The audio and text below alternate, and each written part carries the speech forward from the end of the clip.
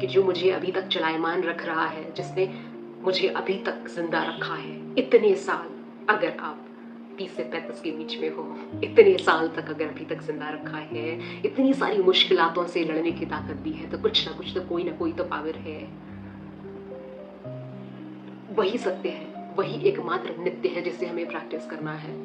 बाकी सब अनित्य है, इम्पर्मानेंट है, जिसे हम लॉ ऑफ इम्पर्मानेंस भी कहते हैं।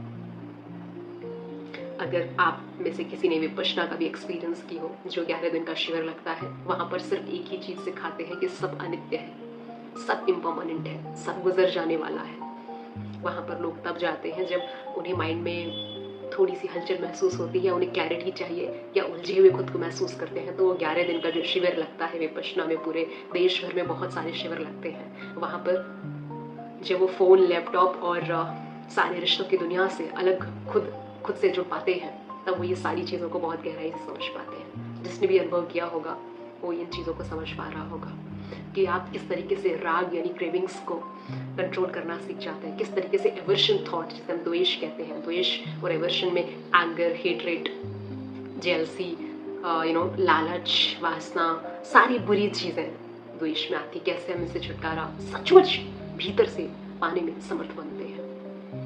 तो वो जो 11 दिन का पॉज होता है ना, वो आपको पूरी तरीके से ट्रांसफॉर्म कर देता है। वहां पर आप सच में सब समझ पाते हो, खुद के बारे में, जीवन के बारे में, नित्य के बारे में, अनित्य के बारे में, सब कुछ, अपनी बॉडी के बारे में, माइंड के बारे में, सपने क्या है सब समझ पाते हो, किसके पीछे भाग रहे हैं हम, क्या कर रहे हैं हम। आप इमोशनली बहुत स्ट्रांग, बहुत पावरफुल बन पाते हो। आई स्ट्रांगली बिलीव कि एक बार एक्सपीरियंस सबको करना चाहिए। वो 11 दिन का शिविर, वो विपश्यना, मैं प्रमोट नहीं कर रही हूँ, लेकिन करना चाहिए, मुझे ऐसा लगता है काफी काफी काफी ज्यादा फायदेमंद है। जब मैं पहली बार गई थी तब मैं 21 साल की थी और जब मैं दूसरी बार गई थी तो मैं 23 साल की थी। तो अभी तक मैंने 2 ही बार एक्सपीरियंस किया है, पर पहला एक्सपीरियंस जो था उसने बहुत बहुत बहुत जिंदगी में बहुत कुछ पता था। दोबारा तो पता होता है ना कि ऐसे ऐसे होता है, तो पहला एक्सपीरियंस ही यहाँ पर रह गया जो मैं आपसे साझा कर रही हूँ।